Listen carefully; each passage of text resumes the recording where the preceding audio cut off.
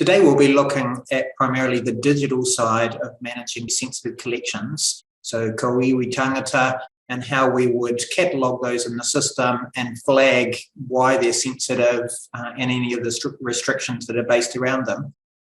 We will primarily be looking at our Vernon CMS product, but I'll also briefly cover eHive because we have a number of sites in New Zealand that are using both systems or just eHive. So firstly, we'll just look at an example record of a particular item of ko iwi tangata which we've catalogued. We can see some basic descriptive information about it. And the first thing that we can note is that we can optionally upload a warning image to that record. So we may actually have a photograph or photographs of the particular item, but that in itself may be sensitive to some people. An example would be the New Zealand Police Museum, who use Vernon. A lot of the material they have is sensitive crime scene material, but also ko iwi, and so they're wanting to document that, but also not to expose their day-to-day cataloguers who have access to that material to the images. And so something you can do is upload a sensitive image warning, and then only as the subsequent images have the photographs of the actual item. So in my case, I'm logged on as a supervisor in the system that has access to the full cataloguing information and the images. You do need to document these collections so that you can properly care for them and so that you can properly describe their significance and their restrictions. In this case, I've just got a sample record, which is from a public medical collection rather than a genuine item of ko iwi tangata. So the secondary image only are the images of that particular item. I can then go into the administration and risk page on the left. We can use the restriction type field to flag any particular restrictions that apply to this item. And that's used in Vernon CMS for a whole range of purposes, flagging things like firearms that are hazardous, and in this case, flagging something that is both culturally sensitive and is human remains, and both of those things imply extra restrictions around that item, how it's managed and how it's viewed. We might use the general flag field to publish a general warning about this item. So this particular record shouldn't be published outside of the museum's internal collection management system. You don't want to share these details with people outside of the organisation. So it's primarily used to help you manage these items rather than sharing the item publicly. Lastly, we can use the significance field to say any special significance that this item has. So I've said that it's a Taonga Māori item, which is ko iwi tangata. When we use restriction types, Vernon can be set to automatically include a symbol as a warning whenever that record is accessed throughout the entire system. And I have set up this example system to do that. So both culturally sensitive and human remains, I've set up little warning symbols, and everywhere in the system that I access those records, those symbols will show up. And you can set that to be any symbol or even a short word, which might give some indication to the user that they're potentially going to be looking at sensitive material. So those flags come up everywhere. If I search for skull, there'll be some items which are just natural history specimens, like a bird skull, but there'll also be the item that I'm looking at the moment. So those symbols are set up as part of the terms in this authority-controlled or pick list field. So each of these restriction types is a record in the related term file. And I'm using the short name to set up whatever short code or word that I want to use as a warning elsewhere in the system. And so we can see that each of those two records has a short name where I've just put a particular symbol. And then as part of the setup of Vernon, you can say, well, that particular restriction is something we want to include in the one-line summary that is used universally in the system, and that we want it to appear at the beginning of that. So those are examples of fields that we can use in the main administration page. One further thing that we'd want to do is not mark this record as part of our published collections. So that's a field where people can note groups of records from the collection that have been published to a third party, particularly a website. That field is used by our own Vernon browser online collection product. And so anything that's flagged in that field normally automatically goes to the online website. So these records are ones where you'd particularly not want to add that so that you don't accidentally publish this record. We can also look at the individual digital files that have been attached to this record. So this record has 2 images. It has that warning image that I'd created, plus it has the image of the actual skull. If I go to the photo page, I can see the links to those 2 digital files. I can go to those related records, either with the shortcut key or the go to button will open up that related record. And on that particular digital file, you can also say restrictions that apply to that file as opposed to the whole catalogue record. And so in this example, I've marked it as having no public access. And that's something that you would want to do with the images of this material. However, on that sensitive image, there's no restrictions on that. So you could potentially do an internal report of these items, and you might include that warning image as part of the report. The next thing that we could do is consider who within the museum or the organisation has access to these records.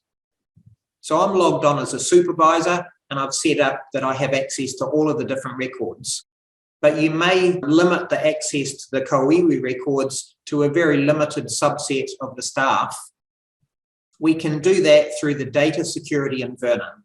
So that's something where we would normally assist you with setting that up as part of a support ticket. But I'll just briefly show you where that appears. So under the security tool, we can control access to different data files in Vernon. So the object file is the main cataloging file within Vernon. Normally you're just setting yes or no flags against whether people can view and modify, delete records, etc. But you can set up more complex rules. Those are like little bits of programming code. And so here I've set up a rule saying the security on the object file depends on something. I'll just stretch that a little larger. And so I've said that it depends on the restriction field.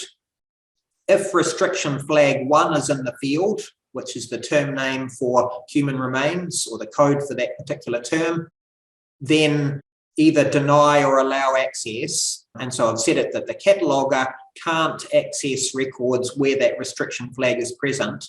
And the same for the public group, if you had a public researcher group logging into Vernon CMS. So I'll log out of the system and I'll log in as a curator that's part of that cataloging group. So now I'm logged on as the curator user within that cataloger group. That's going to limit access to other parts of the system as well. So for instance, that particular user can't get to system maintenance and change the security settings. Now those records are completely hidden. I know the object number, so the object number of that particular item was 324. If I try to search for that, it'll just show me that there's no such record. Even if I tried to search for a word which we know appears in there, the system will find that record, but it will hide all of the information that's present in there. So I can't access that record in any way. That filtering is happening at a very low level in Vernon, so it doesn't matter where you're trying to access that record from any of the updating tools or reporting tools. All of that information is hidden throughout the system.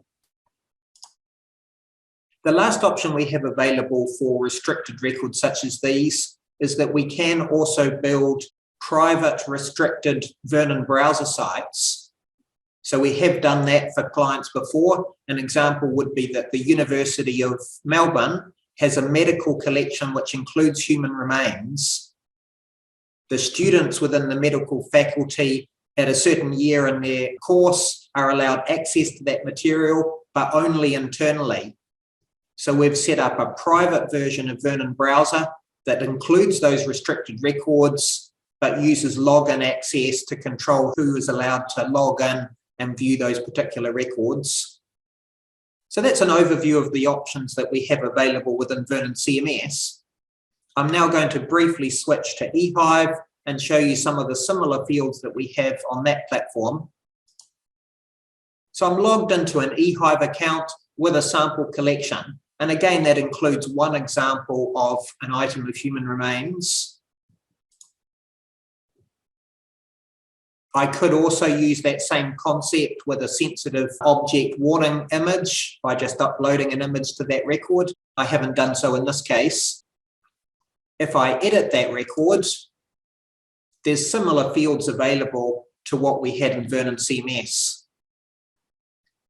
That includes the significance field.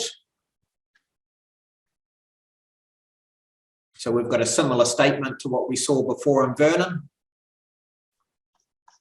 And we also have an administration tab like we had in Vernon, again with a restriction field. And so just like we had in Vernon, we can flag those records with any particular term that makes sense for grouping those.